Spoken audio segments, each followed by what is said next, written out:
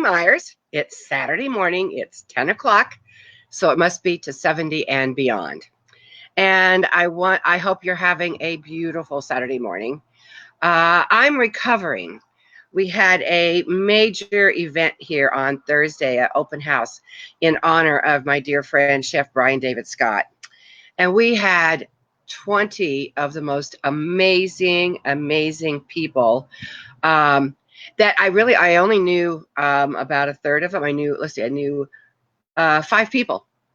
And the rest were all new friends that I am so honored to get to know. And one of the things we did when you meet new people, you want to know about those people. So everybody shared their story. And so I want to talk about your story this morning.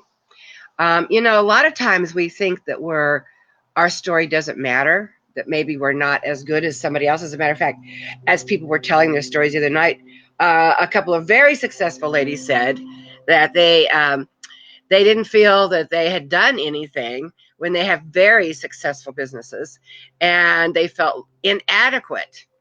So, a lot of times we look at Facebook and we see everybody's life looks so perfect and so happy, and so it makes our lives feel insignificant. And let me tell you something. Everybody had an amazing, amazing story to tell, and it was such an honor to hear about them and their lives. And what a dramatically different many of these ladies were. I'm sorry, I look like I've got white hair coming out. Sorry about that. I'm trying to find a good spot. Anyway, well, it is what it is. So anyway, so I want you to think about your story, and also how can you use your story in stepping into your purpose and your vision.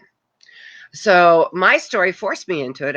Many times I've shared with you that I would never have written Crystalline Moments. I wouldn't be living the life I'm living if my husband hadn't passed away.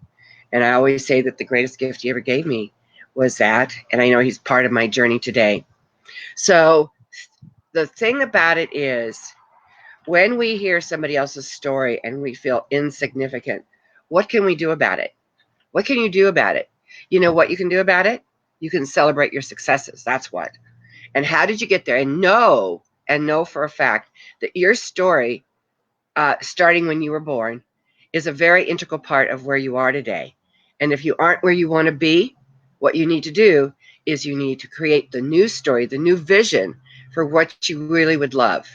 And maybe it'll take a little time to get there, or maybe you can make it happen right away.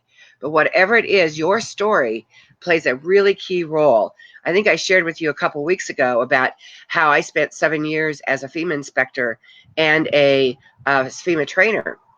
And I looked at that when I was writing my vision. I'm like, what does that have to do with anything I'm doing today? And about 6 weeks later, I get an email from the California Association of Realtors education director. And she listed topics that the association would like to have courses on. And guess what one of them was? It was disasters. So taking a look at your past and taking a look, okay, why did that happen? Maybe it was something bad that happened. So what was the lesson, or what was the course correction that I need to take? And also, if you are trying to market your business, if you have a business of your own, or if you're in sales and marketing, getting to know other stories and connecting on a personal level will go a long ways in developing the kind of businesses and the relationships that's going to help to move your business forward. But do it authentically. Do it. How can I help you in what you are doing?